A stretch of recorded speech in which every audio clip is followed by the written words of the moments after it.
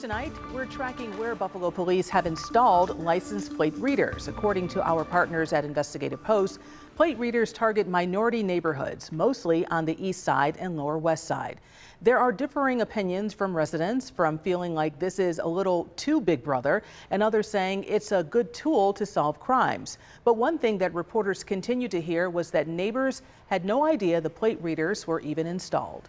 All type of surveillance, whether it's here, whether it's there, it always brings a level of anxiety. So if it's cameras around the schools, if it's cameras at the corners, if it's cameras, just everywhere on one side of town, what are you saying?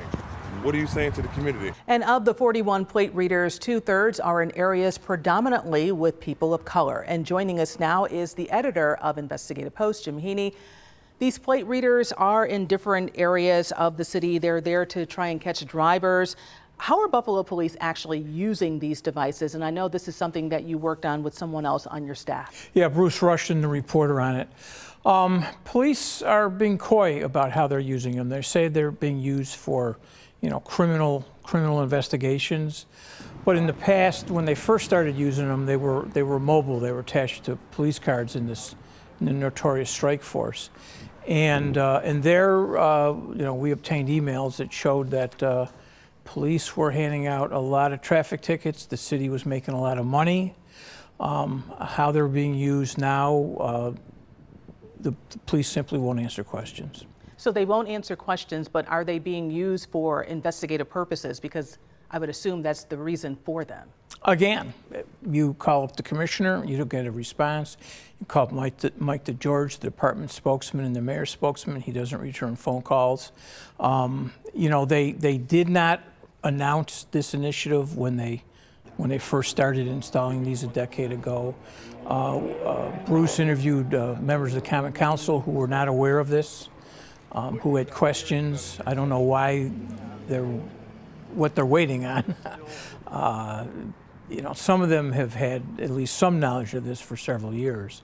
Right, because they would have to, right? Because in order for them to purchase these, they have to be passed by the Common Council. Darius Pridgeon 3 years ago asked for a report from the police department about their use. Police never gave it to him, and he backed off. We interviewed David Rivera, the councilman who's chair of the Police Advisory Committee. He said it's news to him. He was aware when he was a detective they were using them mobile readers, but this is years and years ago. Why the council is indifferent to this, good question. When we talk about surveillance, like with cell phones, there is always that debate about privacy and solving crimes. And it's one thing really to use these plate readers in real time for active police investigations, but that data, how long do you know that it's being stored?